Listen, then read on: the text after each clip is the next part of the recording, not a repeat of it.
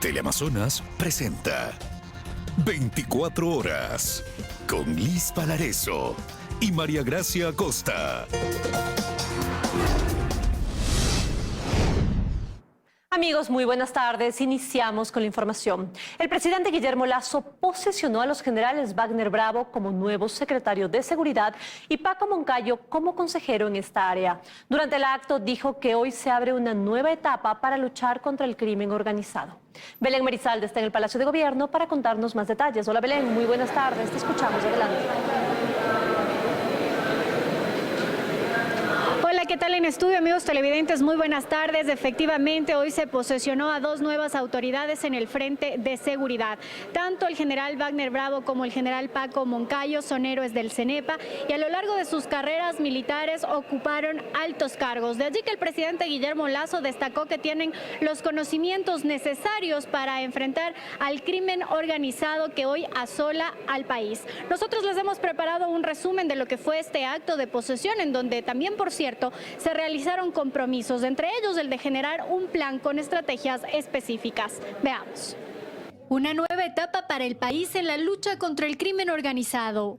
Eso fue lo que dijo el presidente Guillermo Lasso al posesionar a los generales Wagner Bravo como secretario de Seguridad y Paco Moncayo como consejero presidencial en esa materia.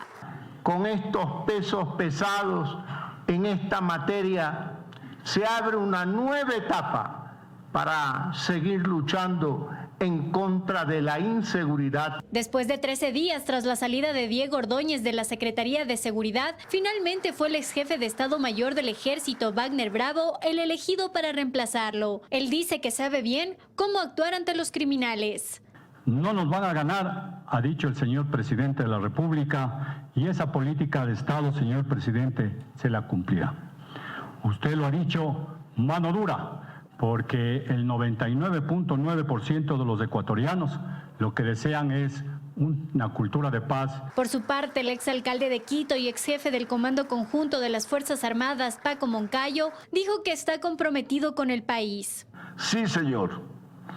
Usted y el país pueden contar conmigo. Él detalló en algo las estrategias de seguridad que ya han puesto sobre la mesa del presidente Lasso. Preparamos un documento que se llama Guía Estratégica para la Planificación de la Seguridad.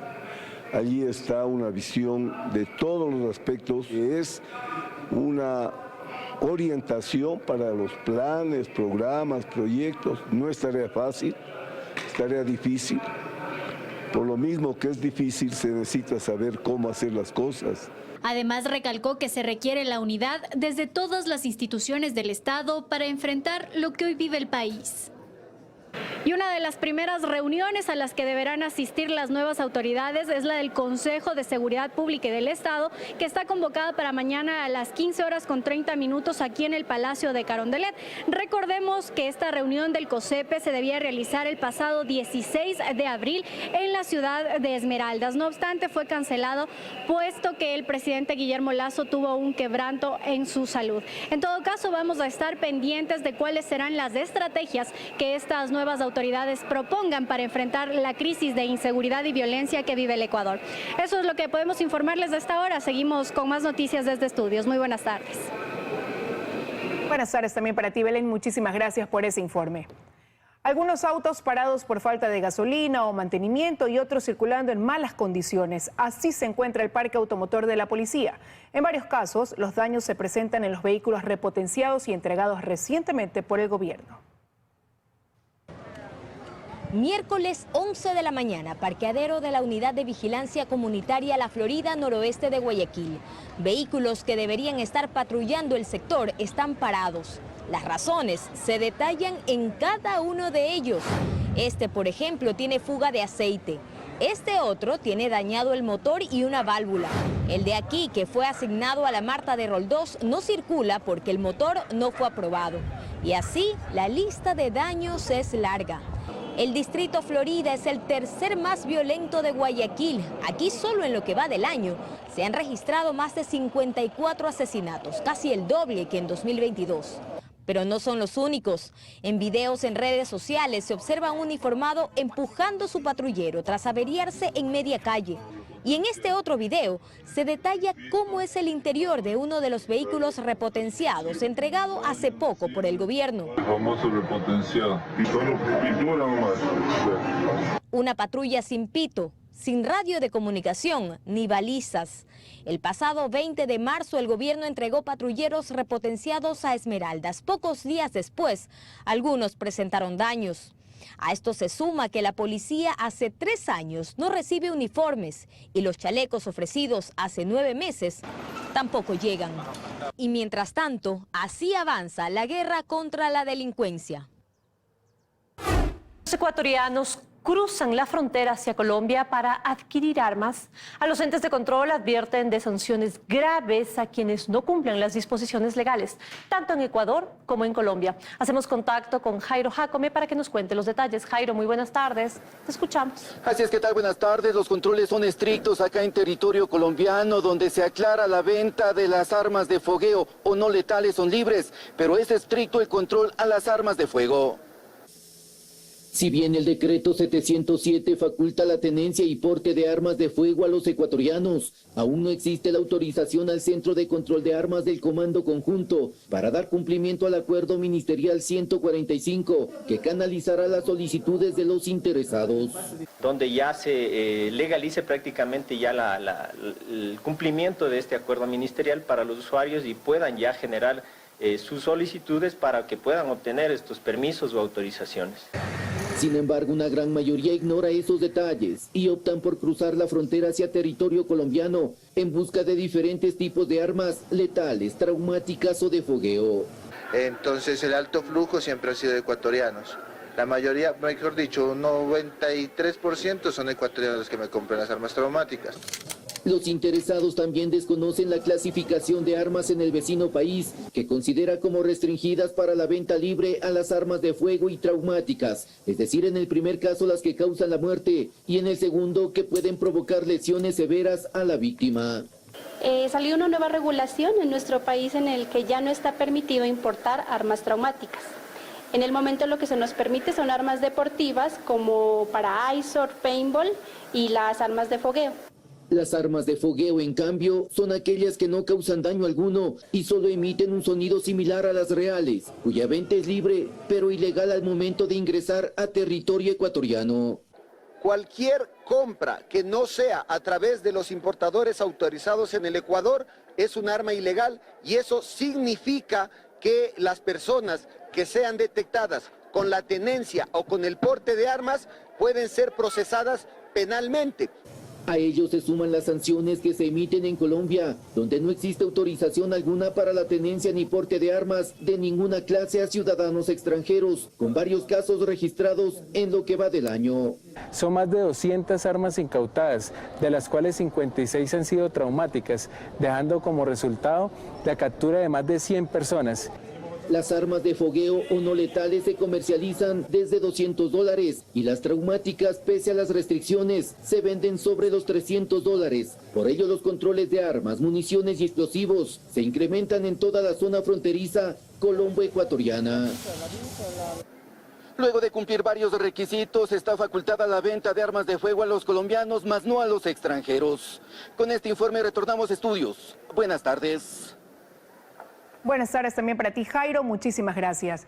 Hoy concluye la etapa de la práctica de la prueba dentro del proceso de juicio político contra el presidente Guillermo Lasso. Viviana Veloz fue quien, en representación de los interpelantes, presentó las pruebas de cargo. Andrea Samaniego está en la sesión de la Comisión de Fiscalización y desde allí nos brinda toda la información. Hola, Andrea. ¿Qué tal, mis amigos? ¿Cómo están? Muy buenas tardes. Así es, hoy concluye esta segunda etapa dentro del proceso de juicio político en contra del presidente de la República, Guillermo Lasso.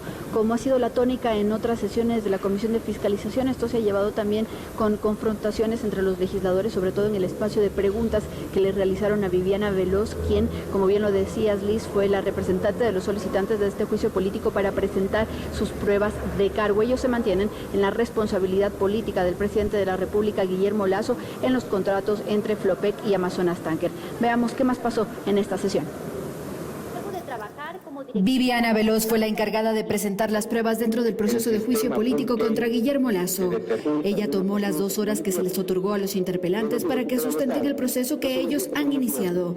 Veloz empezó refiriéndose a la supuesta trama de corrupción dentro de las empresas públicas. ¿Qué hizo el presidente Lasso ante la advertencia de varios medios de comunicación sobre la corrupción de las empresas públicas? Por enésima vez, nada. Este juicio político también busca despejar el camino del mayor obstáculo que hoy enfrenta el Ecuador. Y ese obstáculo tiene nombres y apellidos: Guillermo Lasso Mendoza. Se refirió además a la carta de Johnny Estupiñán, exgerente de Flopec. Una de las pruebas más importantes será este documento, pues aquí dice se alertaba de las presuntas irregularidades en los contratos entre Flopec y Amazonas Tankers. Un presidente de la República que conoce del perjuicio económico al pueblo ecuatoriano y no hace nada, no puede lucir ni mantener la banda presidencial. Al finalizar, Veloz le dice al presidente de la República que les evite la vergüenza de censurarlo y destituirlo, y señaló que este juicio no es únicamente por peculado.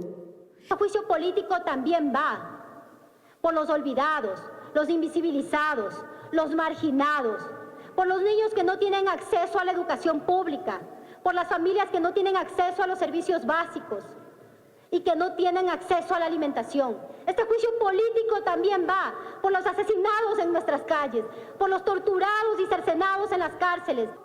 Es justo que hagamos justicia política ante la indolencia del presidente Lasso. Entre aplausos de sus colegas asambleístas de UNES, Veloz terminó su intervención y se dio paso a las preguntas a la solicitante del juicio. No cabe, legislador Villavicencio. Cuando yo aquí comparezca en calidad de interpelada, con gusto le respondería. Por lo tanto, no voy a contestar ninguna pregunta. Gracias, asambleísta Veloz. No quiere responder, es su derecho. No vamos a juzgar a un presidente de la República por su impopularidad, porque de ser así, esta asamblea ya debió ser demolida por impopularidad. Aquí vamos a juzgar a un presidente por lo que ha señalado la Corte Constitucional, y es de responsabilidad de la Comisión de Fiscalización buscar en la terrenalidad de las pruebas. Villavicencio no pudo terminar sus preguntas, pues los miembros de UNES pedían constantemente la palabra. Después fue la intervención de la defensa del presidente de la República. Y bien, en efecto, la defensa del presidente de la República, Guillermo Lasso, se encuentra ya presentando sus pruebas de descargo ante este juicio político que han calificado como infundado. Dice que hasta el momento no han podido probar la responsabilidad política de Lasso. Esto fue lo que dijo Edgar Neira, abogado defensor del presidente. Estos hechos están orientados a sostener que el primer mandatario supuestamente conoció de los contratos de Flopec con Amazonas Tanker Pool y que 2 comunicaciones, 2 cartas, habrían sido determinantes de ese conocimiento e involucramiento del primer mandatario. Una carta del señor Johnny Estupiñán de 23 de febrero de 2022, que no está dirigida al presidente de la República, sino, cosa curiosa, a la acusadora de este proceso de enjuiciamiento. Esta carta tiene por destinataria a la señora Mireya Pazmiño, presidenta de la Comisión de Régimen Económico de la Asamblea Nacional. ¿Existe alguna prueba que demuestre que estas 2 comunicaciones de febrero de 2022 y marzo de 2022 del vicealmirante Estupiñán hubieran llegado a conocimiento del primer mandatario por el hecho de que la carta ingrese en las oficinas del Palacio de Gobierno? La respuesta es categóricamente negativa. Y bien, una vez que concluya la intervención de la defensa del presidente, se dará paso a unas preguntas y luego ya se cerrará la sesión, y con eso empezarán a correr los 10 días que tiene la Comisión de Fiscalización para elaborar el informe final, ya sea recomendando el juicio político al Pleno o su archivo. Les estaremos informando al respecto. María Gracia, tú tienes más noticias. Muy buenas tardes. Muy buenas tardes, Andrea. Muchísimas gracias por la información desde la Asamblea. Y el caso Flopec da un inesperado giro en la Asamblea Nacional tras revelarse que el asambleísta Mireya Pazmiño, de la bancada de Pachacutic, y quien acusa al presidente Lasso en el juicio político, aprobó un informe en 2022 reconociendo las bondades del contrato de Flopec, ahora cuestionado. No obstante, el informe habría sido elaborado por un ex asesor de Pazmiño con vínculos en la cuestionada transnacional Amazonas Tankers.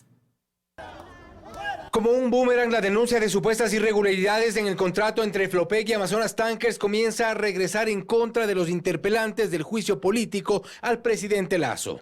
Y nos remitimos a este informe de la Comisión de Régimen Económico de la Asamblea Nacional de octubre del 2022. Su titular, la asambleísta Mireya Pazmiño, y otros reconocen que ha quedado en evidencia que la administración de Flopec ha logrado incrementar significativamente los ingresos mensuales. Reconocen que habría sido un riesgo terminar unilateralmente el contrato y que esas recomendaciones se formulan con el único fin de que Flopec mantenga su participación en el mercado de transporte de hidrocarburos. Ella utilizó su condición de legisladora y de presidenta de la comisión para presentar un informe, ¿sí?, donde aparece un tercero, una compañía privada, supuestamente generando rentabilidad y utilidades al Estado ecuatoriano, lo cual contradice el informe de la Contraloría General del Estado. Pero esta contradicción no parece aislada. La ex asesora de la comisión de Mireya Pazmiño, Andrea Poveda, reconoció en su comparecencia que este informe firmado por la asambleísta y otros fue elaborado por otras personas. El informe me remitió el señor Mario Naranjo a través de Simbra, porque yo les había solicitado a todos los asesores que de acuerdo al reglamento me tienen que enviar mediante memorando firmado. Visiblemente descompuesta, la asambleísta Pazmiño apenas atina a responder sobre este hallazgo. Fue mi ex asesor, el señor Mario Naranjo. ¿Podemos poner ahí la imagen de Mario Naranjo? ¿Usted sabía todo lo que estaba ocurriendo? Completamente no, y eso tendrá que esclarecer la Fiscalía. Pero mire lo que dice, quién lo dice y por qué lo dice. ¿Quién lo dice? Lo dicen los abogados y defensores de Lasso. Ahí está Mario Naranjo, el asesor. Y algo más grave, el archivo de este informe demuestra que habría sido redactado en la computadora del hijo de Galo Garzón, procesado en el caso de Nilsen Arias, exdirectivo de Petroecuador, procesado por lavado de activos en Estados Unidos. Un nuevo tropiezo de Pazmiño. A mí, lo que diga Fiscalía, eso tendrá que ser, no lo que argumenten, cómo pretendan defender al presidente cogiendo un informe. Mi asesor fue Mario Naranjo. Las familias que tengan o que estén alrededor, sus familiares, yo desconozco y no tengo por qué saberlo, Milton. Pero Mario Naranjo también tiene relación con empresas vinculadas. Yo no sé eso, Milton, eso tendrá que decir la Fiscalía. Se trata de un nuevo frente que se abre en medio del juicio político al presidente Lasso. El polémico contrato entre Flopec y Amazonas Tankers termina salpicando a todos, incluso a quienes 6 meses después cambiaron de opinión. Estamos de regreso con más. La policía ejecutó 13 allanamientos a nivel nacional y detuvo a 11 personas presuntamente vinculadas con una red dedicada a la difusión de pornografía infantil. La operación se ejecutó con la cooperación de agencias internacionales. En Guayaquil, los allanamientos se ejecutaron en Flor de Bastión y en Vergeles. En ellos, la Policía Nacional detuvo a 2 personas que fueron trasladadas al cuartel Modelo. Pero a nivel nacional se realizaron otros 11 allanamientos, a más de Guayas, en las provincias de Azuay, Cotopaxi, Los Ríos, Manabí, Morona, Santiago, Pichincha y Santo Domingo de los Áchilas. En total, 11 personas fueron detenidas. Ellos afrontarán cargos por tráfico de pornografía infantil, delito penado con prisión de 13 a 16 años. En el operativo denominado Protección Infantil 5, la policía ecuatoriana trabajó en coordinación con el Departamento de Seguridad Nacional de Estados Unidos, la embajada de ese país en Ecuador y la organización privada OUR, que colabora en el desmantelamiento de redes internacionales dedicadas a este delito. Esta investigación se realizó aproximadamente hace 6 meses, en donde se tuvo que hacer la materialidad del delito, ubicar los blancos, todas las personas que estarían involucradas en este tipo de hechos y poder generar todos los documentos para proceder a las aprehensiones y ejecutar este tipo de operativo. Según información de la policía, esta red vendía fotos y videos con contenido sexual explícito, utilizando a menores de edad, desde $60. Lo hacían a través de salas de chat de WhatsApp. Durante los allanamientos se decomisaron 4 terabytes con 120.000 fotos y videos, 4 computadoras, 8 laptops, 24 teléfonos celulares, entre otras evidencias. En la mira del Departamento de Seguridad Nacional de Estados Unidos están además otros 10 ciudadanos de diferentes nacionalidades que también pertenecerían a esta red y que son buscados por sus agencias en países de Centro y Sudamérica. El Consejo de Seguridad Pública y del Estado se reunirá mañana para declarar a 8 organizaciones narcodelictivas como terroristas. Una de ellas es la banda de los choneros. Pero mientras esta estrategia del gobierno se consolida, fallos judiciales están a punto de devolverle la libertad a alias Fito, líder de esta peligrosa banda.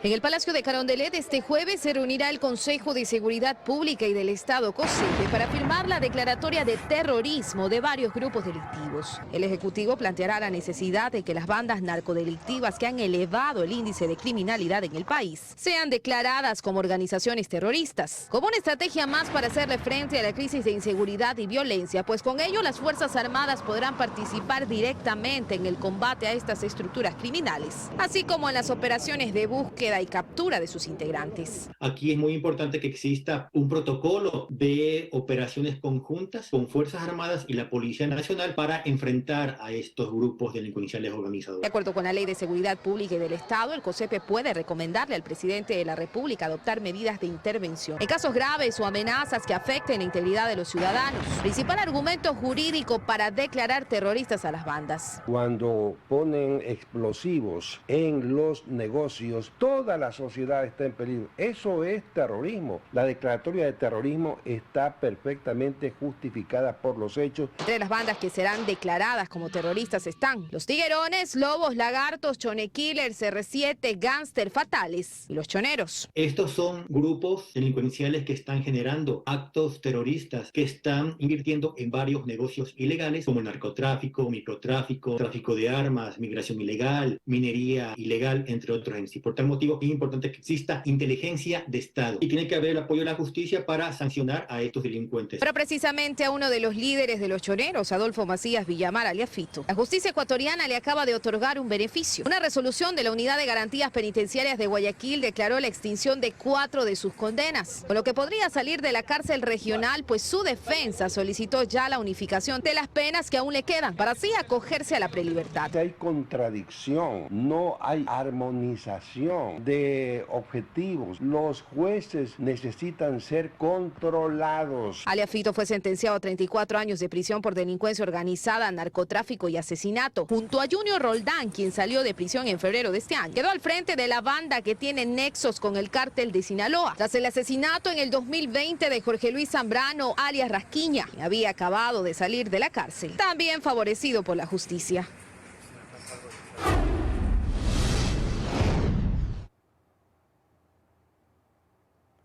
Otros temas. A un mes de la tragedia en Alausí, que deja 49 fallecidos, los familiares conmemoraron a las víctimas con un minuto de silencio en la zona cero. Decenas de cadáveres continúan bajo los escombros. Luis Alfredo Zúñiga viajó hasta ese lugar y nos tiene los detalles. Hola, Luis. Así es, como están, muy buenas tardes. A esta hora me encuentro en la zona cero, en donde hace exactamente 31 días ocurrió la gran tragedia en Alausí. Lo hemos podido observar durante la jornada de hoy. El dolor en los familiares se siente aún como si esto hubiera ocurrido apenas ayer. Esta mañana se dio un acto de conmemoración por las víctimas y se guardó un minuto de silencio. Pese a que pasan los días y la búsqueda, aún hay decenas de víctimas que permanecen bajo los escombros y sus familias han sido muy claras. No se van a rendir hasta encontrarlos a todos. Les hemos preparado un reportaje, veamos. Un mes ha pasado, pero en Alausí duele como si hubiera ocurrido ayer. Las lágrimas aún ruedan por las mejillas de quienes perdieron a los suyos. Con un emotivo minuto de silencio, este miércoles los recordaron.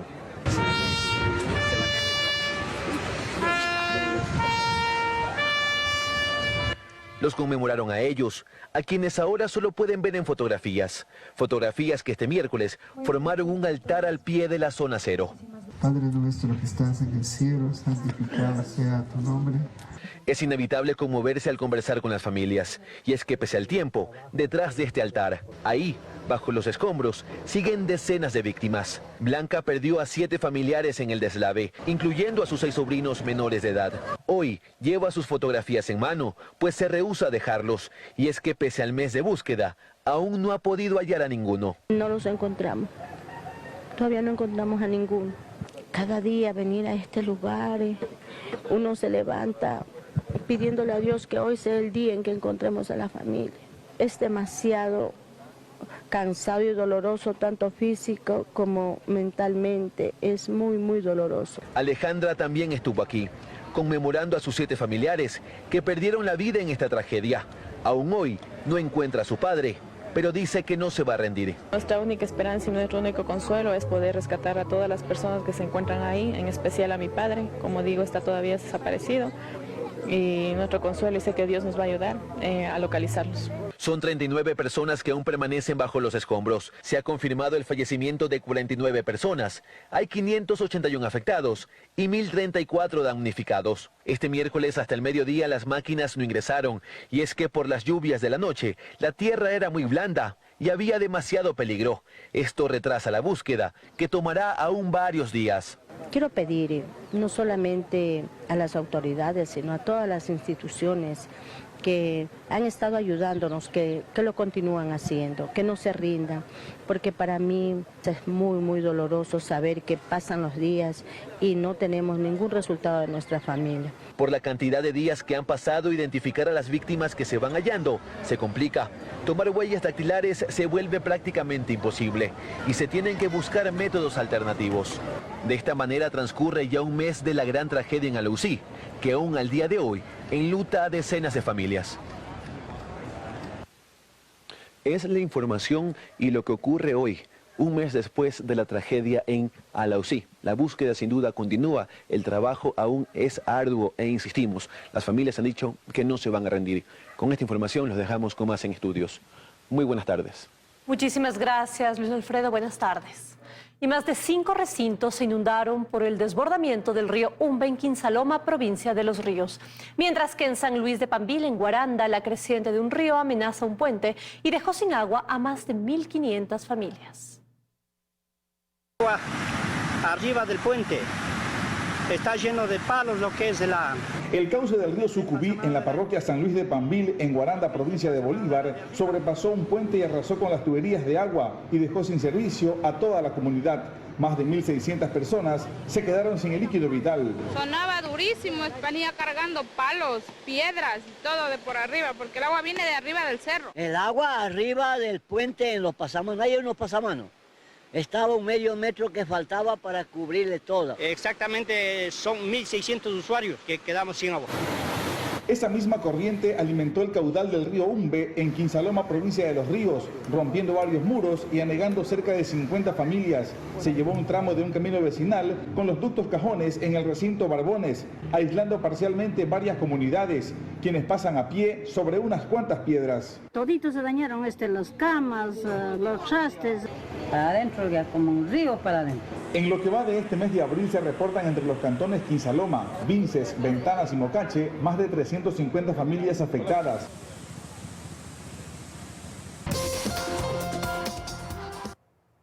La Cámara de Comercio de Quito tiene nueva presidenta, Mónica Heller.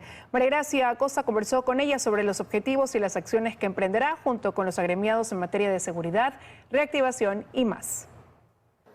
El nombramiento de Mónica Heller como presidenta del directorio no es únicamente un golpe de timón en la dirección de la Cámara de Comercio de Quito. Es, además, un impulso para el sector empresarial y el comercio que enfrentan la compleja coyuntura. Ella tiene claros los objetivos y las metas en distintos temas, empezando por la inseguridad y la violencia. Tiene que ser actor para llegar a un resultado, pedirle al gobierno y pedirle al Estado que haya liderazgo, firmeza, una estrategia, un solo discurso y los recursos necesarios para enfrentar a la inseguridad. Al respecto, ella revela los resultados de encuestas que han hecho los agremiados con resultados preocupantes. El 90% de los comerciantes de la ciudad de Quito aseguran sentirse en riesgo. 40% reporta ya haber sido víctima de algún episodio de crimen y 20% reporta ya haber sido extorsionado. Este es un resultado que debería aterrarnos y preocuparnos, porque el resultado de eso es primero que los locales empiezan a cerrar.